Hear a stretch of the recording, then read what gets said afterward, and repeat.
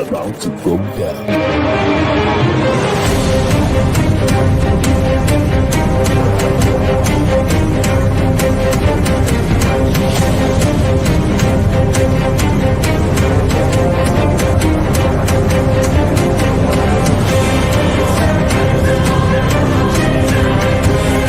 It's lovely pass, and here he turns cleverly. Can he find a finish? Oh, he can! Skill by Joshua, and a return right hand. Good counter right. Bullen is hurt. Second right hand. That clipped him as well. Now he goes in for the kill. Well, Ricciardo is inching into the lead, and Ricciardo will win the Italian Grand Prix! Iguodala running the floor. Still leading the way with Canada in there too, with the Netherlands.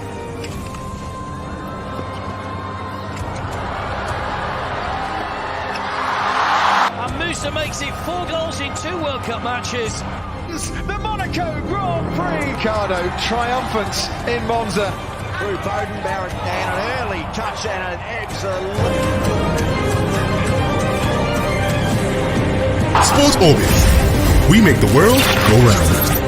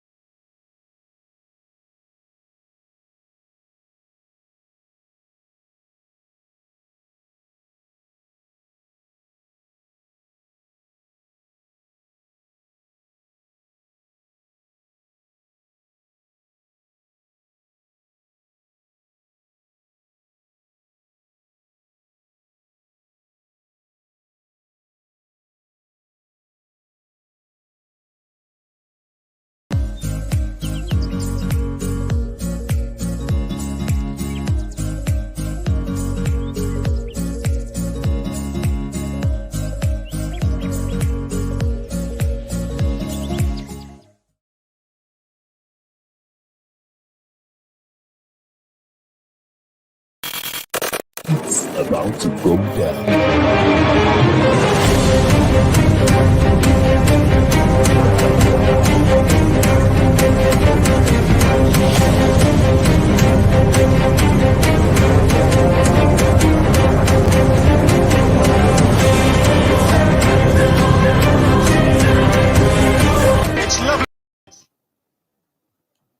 Hello and welcome to yet another episode of Sports Orbit, coming to you live from the Leadership Podcast Studio. My name is Afa Ati, your host. Sorry we are starting a bit late, but the show will still go on. Salifu, welcome to the show once again. Thank you. On this show, as always, we have a bumper package for you. The new FIFA ranking is out, and the Super Eagles have moved up a couple of places to be 32nd in the world. Also, Austria Gabon has said that the appointment of Emmanuel Amunike as his assistant is a good thing for the Eagles. He bring in his technical expertise and all of that. And of course, in the World Club competition, that match that was played yesterday between Al Hilal, which of course has Victor Osimhen, that one lost that one to Chelsea. That and so much more. Victor Ojo Igalo, rather. Yeah, of course, an MPL match was played yesterday, and we'll give you a result of what went down in that one. But we'll begin with the Super Eagles. The Super Eagles have moved up 4 places to 32nd position in the new FIFA ranking released actually today. The Super Eagles are now 32nd in the world overall and 3rd in Africa. The best ranked team in Africa currently are newly crowned AFCON winners, Senegal, followed by Morocco. Then the Super Eagles of Nigeria are ranked 3rd. But one may want to wonder what has Morocco done in the last couple of years to be considered to be second in Africa at this point in time. Salihu, once again, these FIFA rankings, every time these rankings come out, there's always one controversy or the other. You see teams who haven't won anything in years being highly ranked than other teams. So is there something about this ranking that FIFA is not telling us? Well, just like you say, it is expected that Super Eagles. I'm not surprised that Super Eagles move up 4 places in the new ranking and now occupy 82 in the whole world and the 3rd best African team for the continent. And just as what I really expected that Super Eagles would move up more than what they were their new ranking, if not what happened at the AFCON. The surprise one you lost to Tunisia does not have the situation. It's not based on what the way we play at the group stage. People have remained in competition up to the last end. I think by now, like simply be among the top 20 in the world, or probably or down close to the top 20. So we congratulate Senegal that they are making their consistent and they're still number 1. And not just number 1, Senegal is now ranked 20 best. 20 best team in the league, or buy on the 20 spot on the world. They are one of the 20 best team in the whole world. So congratulations to Senegal. And just like in the question of Morocco that you asked for, you wonder Morocco is ranked 29 in the world, while Nigeria is ranked 36 in the world. And you just like you rightly say, you may wonder what has Morocco done to buy the 2nd best in Africa and 29 in the world. Whereas where the like of even the Egyptians who came up 2nd, were not close nearby within the 40 team. Even Algeria, who even won the inaugural Arab Cup. And then they were not close anywhere near within the top 30 or among the top 30 or 4 top 40 in the world. But Morocco, as I can remember, I can't remember the last time Morocco has won anything else in of football. Even at the AFCON, they were not out in the quarterfinal. In the quarterfinal, yes, they progressed to the quarter. They were not at the second round. Morocco knocked them around just like in Nigeria crashed in the second round. Morocco also crashed in the second round. And yes, they also performed the way in the group stage. They were also fantastic the way Nigeria did, but not as to compare with Nigeria. But Nigeria were the only team that are 100% record in the group stage at that point. But and just if you even look at the FIFA ranking globally, you ask yourself, yes, Belgium have been so fantastic, but you now ask what the Belgium has done to become the best team in the world for over almost 3 years. 3 years now. So you ask yourself, not the world champion France are fighting 3rd position. the South American, the Argentinas, who are the South American champions, are not are occupying the fourth position, occupying close a distance of 60 positions. So if you look at the first top ranking, we have Belgium, Brazil, France, Italy, England, Argentina, Spain, Portugal, Mexico, and Denmark. So if you look at this top 10, you begin to ask how or what figure did they mention that Belgium is number one world, or the best team in the world. So I think people need to come out to explain to let people understand more. At the same time, when you say England is the best, or 5 5th position. Okay, to some extent, yes, they were the losing finalists at the Euro 2016, but even the European champions, who are Italy, are buying fourth position on the table. So I think that is the same thing that we are questioning about the Morocco being the African second best. But we don't understand why all these things are happening. So people that need to come out better and say better. Okay. Away from that down to the Super Eagles, where Austin Eguavon has come out to say that the appointment of Emmanuel Amunike is actually a good development, being that he has worked with Amunike for a while and now he's being appointed to also be his assistant in the Super Eagles. Yeah, it's a good development. Everybody knows that we know what Harmony can do, and I think for one of them, we need to tell Nigerians that yes, it's addition will bring added value to the team, and we believe all we are looking for that. Because there was a report that Baba was even that the almost there was a report that Baba say kick against the choice of Harmony as his assistant. That Baba actually wanted the technical crew that were in Cameroon to still be sustained. That he was he still want the lack of Aigbon and the rest, and to still be on the technical team.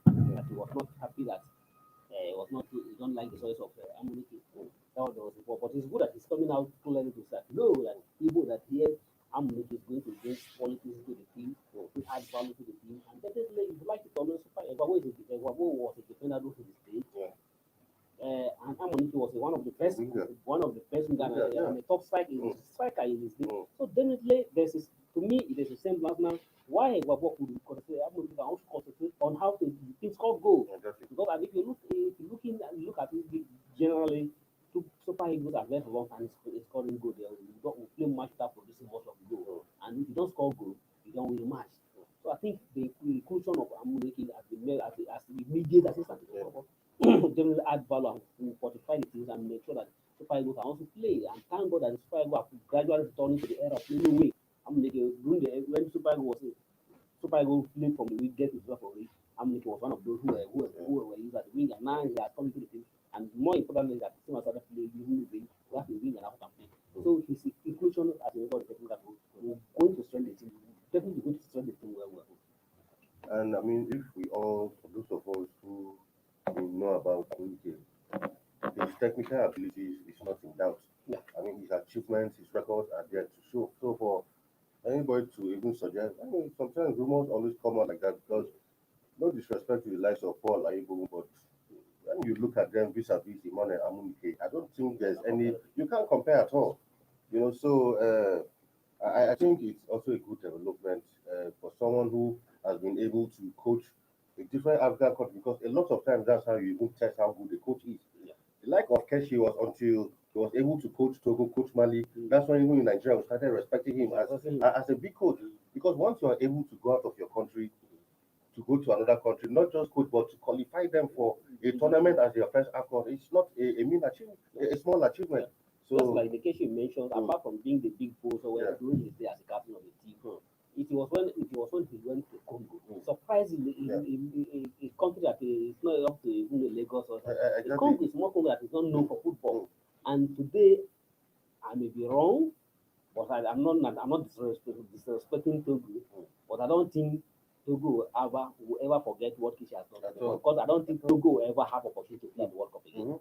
Exactly. And that first World Cup appearance, Casey gave them. Although they betrayed him, not even allow him to take the team to the and we know what finally happened at the World Cup when they carried one Jamo to Pisa.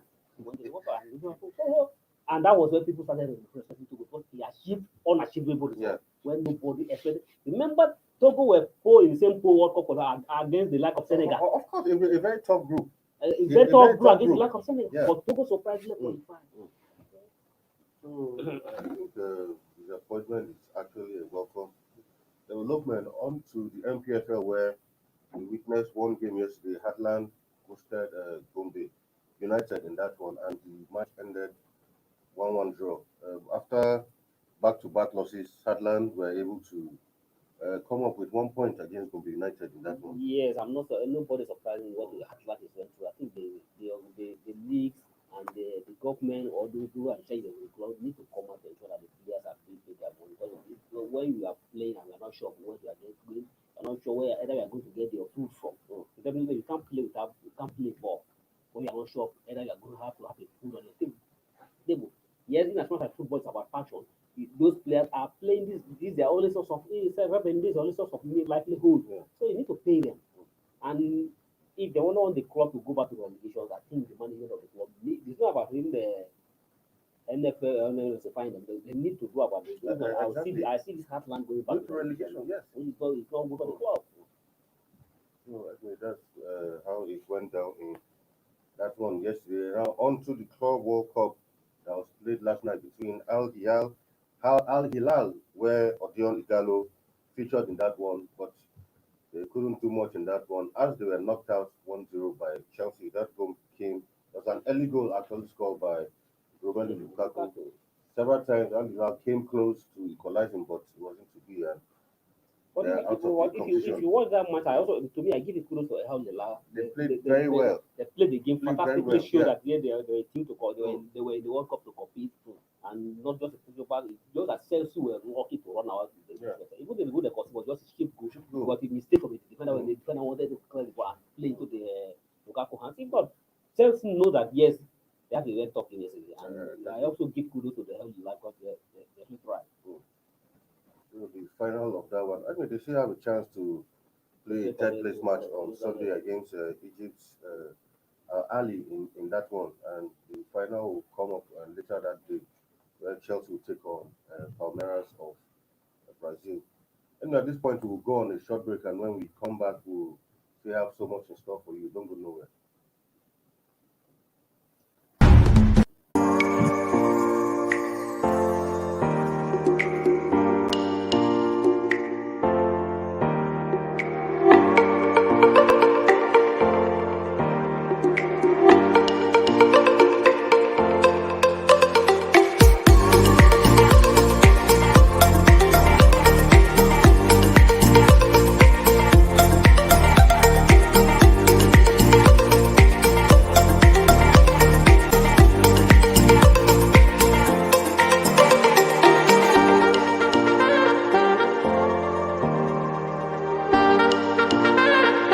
For sponsorship and advert placements, please contact 080-3688-6158. Last Word Leadership Podcast Studio. You have the last word.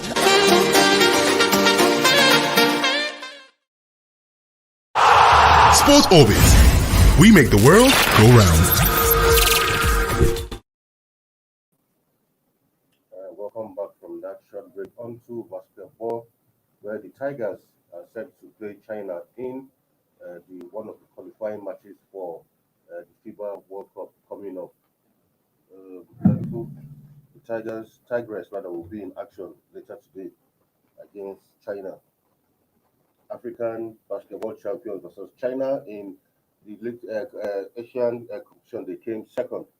The Tigers will be taking on them later today in one of the qualifiers. Any chance of the Tigers making it to the World Cup? Yeah, I strongly hope that the Tigers will be able to navigate their way and qualify for the World Cup. And my only concern is that the atmosphere at home is not quite encouraging.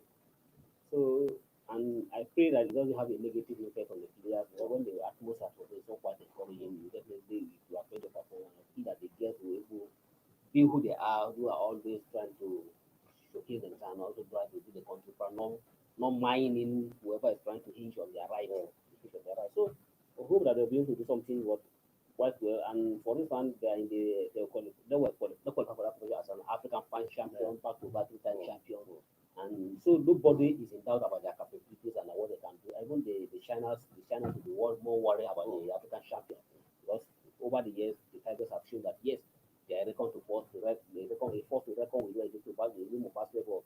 At the last World Cup, they finished among the top 8. So going to the match now, they're in the same group. They're in the group B alongside China, France, and fellow African Mali. So, and whatever it's going to be, I hope they will move forward. But out of the group, the three will qualify. It's not about the first the winner of the group that will qualify. So it's the top three teams in the group that will qualify. But there are four groups in the tournament. There are four groups in the tournament, and 12 teams is going to produce 12 qualifiers. Already the defending champion, which is the USA, and the host Australia has already qualified. Although they are still participating in this playoff, That means that whoever in their own group, we are sure that already Australia and the US have already qualified. So it means only another two teams to join them from that group. And fortunately for Nigeria, it's not in the same group. So then we think China, France, and Mali and Nigeria will battle out for the three slots in the group B. And we hope that our own African queens, the ladies who they are, who have been always do us proud, will not disappoint Nigeria, but notwithstanding the unfavorable atmosphere for the game of basketball. Away from that, where the Ghana Football Association has announced the appointment of former Newcastle United manager Chris Hughton as technical advisor of the Black Stars. Former midfielder Otto Addo will serve as head coach, with George Boateng and Masoud Dramani also part of the new technical crew. Finally, Ghana too were almost in the same situation like Nigeria up to like last week. They're still on for search for a coach, but they finally approached Chris Hughton, former Newcastle manager. I remember him very well. Yeah, as technical advisor, while he'll be assisted by Otto George Boateng, and Masoud Dramani. Hopefully it's a very tough, it's a very good position. And we hope. But it's like they were waiting for Nigerians to settle their own issue before they now know where to go with that. Like now, I guess that's a good news for coach. But you now know who their coach is, and also you have opportunity to also study his pedigrees and also how he plays, his tactic, and how he plays. So it also give you opportunity on how to attack your team. But remember, because now they have a new coach, their playing pattern is changed different from what they played before. Even when they are watching their matches, you know that since new person is coming, their playing pattern. So they need to also look at who Austin is and what he does on the game and how he is playing style. So you can also be able to understand or study what we're after is to get the World Cup ticket ahead of him. The Blaster can continue to rest while we continue to go to the World Cup. They know that they were not the last one at the last one in Russia. And I think they can still continue to play at while we go for the next one again. Absolutely.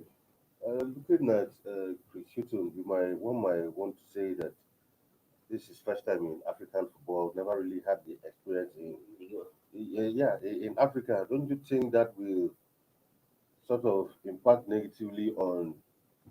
No, I don't think so. In the sense that yes, sometimes we say African football is different, but there's nothing so much different about African football. All about it is the same game. It's the same game of football, and technologically wise, the whole world is now a global village. So there's nothing that is not different that there's not ABC anywhere.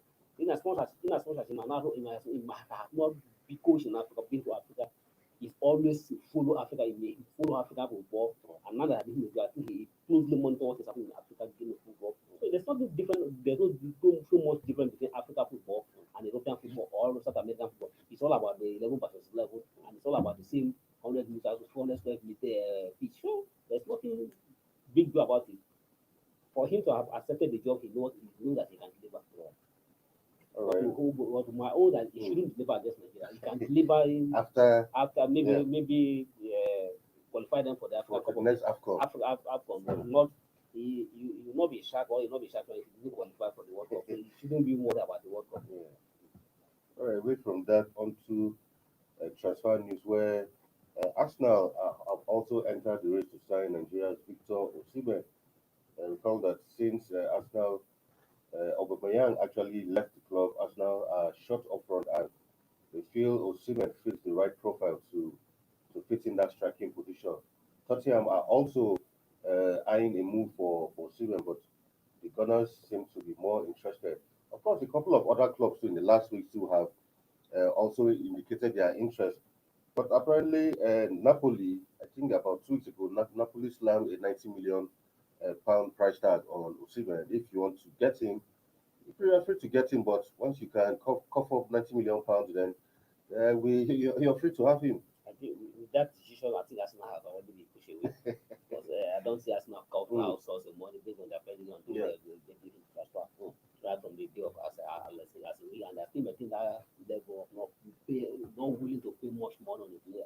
So, and the Usmi I'm seeing now, I don't think except money can play money is always a key. Because I don't think Napoli are willing to left the same go at this time around. I mean, because they don't have a chance of winning the title, or maybe bringing more players to even solidify. So So I don't think Napoli is willing to let Osimhen go because this is their most prime asset they have at the moment. But just like you can never tell. yeah, Because it's football. money always play key. Yeah. By the time Money is the the name money of the just game. come now, they just okay, allow him to do. But I don't think Arsenal will be able to off out shots something million pounds for Osimhen.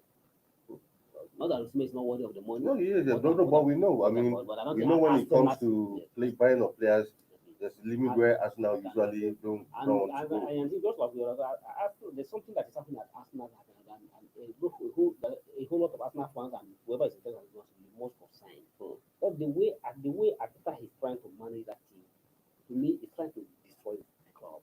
His attitudes to all the players, trying to say he wants to instill discipline. Yes, it's good to instill discipline, but this is idea of instill discipline is to me is hinging negatively on the team.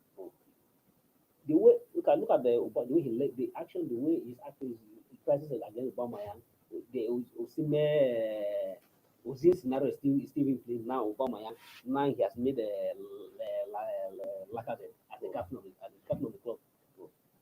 Well, I'm not saying Lacazette is not going to be captain of the club, but Arsenal club should not be not Lacazette should be the captain of the club.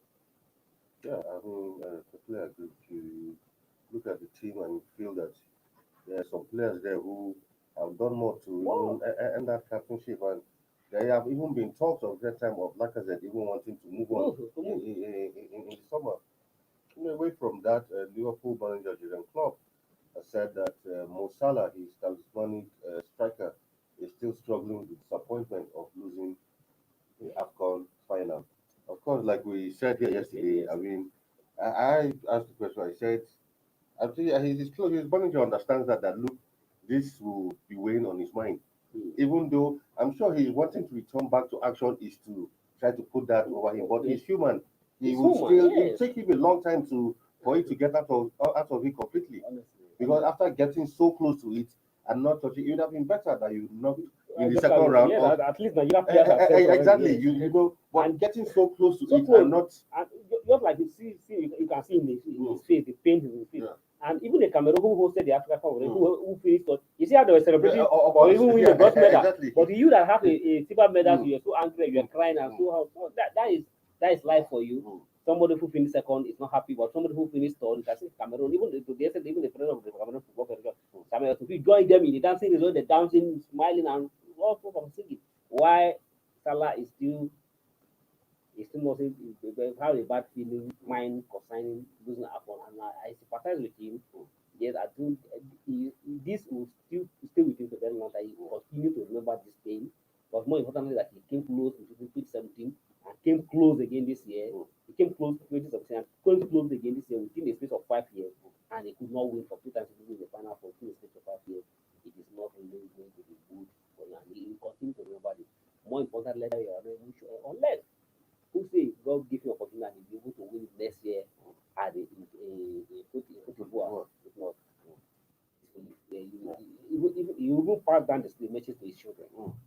He suffered the humiliation, he suffered in Africa Cup of Nations. So he's most well Liverpool will be in action today in one of the Premier League matches that will go down. I think they'll be up against Leicester City, and let's see if Mo Salah will be down. And then in the other match, Arsenal will play Wolves also tonight. Keep an eye on that one and give you a view tomorrow. And finally, before we leave the studio, Super Falcon star Asisa Oshoala makes history for Barca as she has recorded her 100 appearances for Femenil Barcelona. That's the female team of Barcelona. I mean, good one coming from Oshoala. Yes, I'm proud of Playing 100 times for. I'm proud of it. It's a really big achievement. Playing 100 times, 100 cap for a club like Barcelona to make this. I think I'm proud that he's a Nigerian and I'm proud that I'm a Nigerian. All that will keep on and keep the flying, and he has become a known name in Barcelona ladies. Yeah. All right. For now, this is where we draw the curtain on today's episode of Sports Orbit. Not forgetting that there are some Premier League matches coming up tonight. The Tigers will also be playing against China. Will also be keeping an eye on that one to give you results tomorrow. Salutu, thanks for being in the studio once again. Thank you so much, Until come your way again tomorrow with another bumper package of Sports Orbit. I remain your host, Alpha Achua, and it's goodbye from here. Thank you for watching. For sponsorship and advert placements, please contact 080-3688-6158. Last Word Leadership Podcast Studio. You have the last word.